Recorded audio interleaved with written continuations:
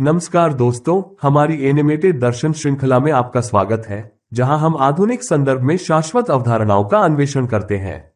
आज हम बात करेंगे एक बहुत ही दिलचस्प और गहरे दार्शनिक विषय पर, जो कि इमैनुएल कांट का विचार है, स्पेस और टाइम यानी दिक् और काल के बारे में। आपने स्पेस और टाइम के बारे में जरूर सुना होगा, पर क्या आपने कभी सोचा है कि ये चीजें वाकई में मौजूद हैं, या ये केवल हमारे दिमाग की बनाई हुई धारणाएं हैं? तो चलिए आज हम इस बारे में कांट के नजरिए को समझने की कोशिश करते हैं।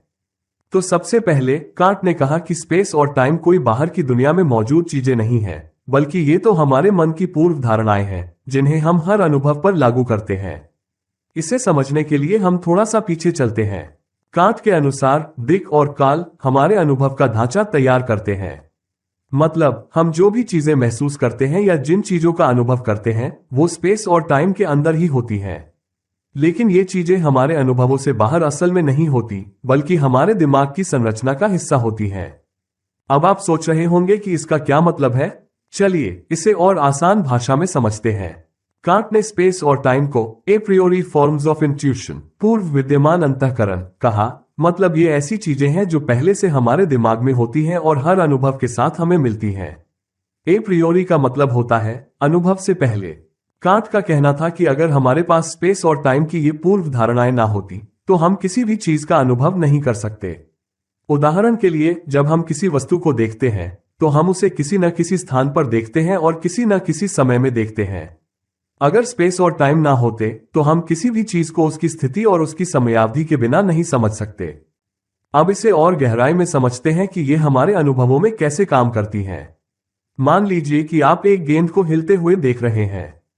तो सबसे पहले आप गेंद को स्पेस में देखते हैं, एक खास जगह पर, और फिर आप उसे समय में बदलते हुए देखते हैं। मतलब जब वो हिल रही है तो समय के साथ उसकी स्थिति भी बदल रही है।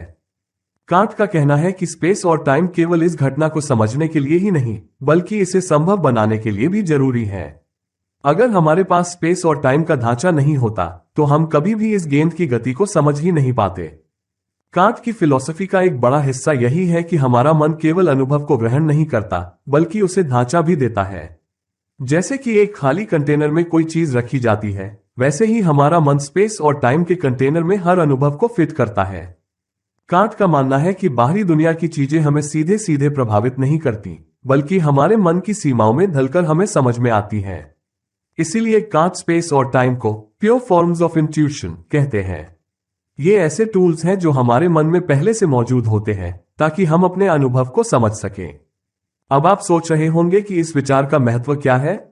दरअसल कांट का यह विचार काफी अलग था, क्योंकि इससे पहले डेविड ह्यूम जैसे दार्शनिकों ने कहा था कि स्पेस और टाइम केवल हमारे अनुभव का हिस्सा है। मतलब जो भी हमें दिखता है वही सच है। लेकिन कांट ने कहा कि स्पेस और टाइम हमारे अनुभव का केवल हिस्सा नहीं है, बल्कि ये अनुभव को मुमकिन बनाने के लिए जरूरी ढांचे हैं। ह्यूम के अनुसार स्पेस और टाइम को हम अनुभव से ही समझ सकते हैं, लेकिन कांट का कहना था कि ये चीजें हमारे अनुभव से बाहर की हैं और ये हमारे दिमाग में पहले से होती हैं। इसलिए हमारे अनुभव की वास्तविकता को समझने के लिए स्पेस और टाइम जरूरी है, लेकिन ये अनुभव की उपज नहीं है। तो कांट की इस थ्योरी का निष्कर्ष ये है कि स्पेस और टाइम हमारे अनुभव के आधार नहीं, बल्कि उसके जरूरी ढांचे हैं। इसका मतलब ये हुआ कि जब हम बाहर की दुनिया को देखते हैं, तो वो वैसे नहीं होती जैसे हम समझते हैं, बल्कि हमारे मन के अनुसार ढल जाती है। इसलिए स्पेस और टाइम कोई वास्तविक चीजें नहीं है, बल्कि ये हमारे मन की विशेषताएं हैं। तो दोस्तों, आज हमने कांट के स्पेस और टाइम के विचारों को समझने की कोशिश की और जाना कि कैसे वो हमारे अनुभव की नींव बनाते हैं। कांट का ये दृष्टिकोण न केवल दर्शन शास्त्र बल्कि विज्ञान में भी एक महत्वपूर्ण योगदान है, जो हमें बताता है कि हम दुनिया को वैसे नहीं देखते जैसे वो होती है, बल्कि जैसे हमारा मन उसे देखने के लिए बना होता है। तो ये था हमारा आज का सेशन कांट के स्पेस और टाइम पर। उम्मीद करता हूं कि आपको कांट का ये विचार कुछ हद तक समझ में आया होगा। अगर आपको यह वीडियो पसंद आई हो तो इसे लाइक करें, शेयर करें और चैनल को सब्सक्राइब करें।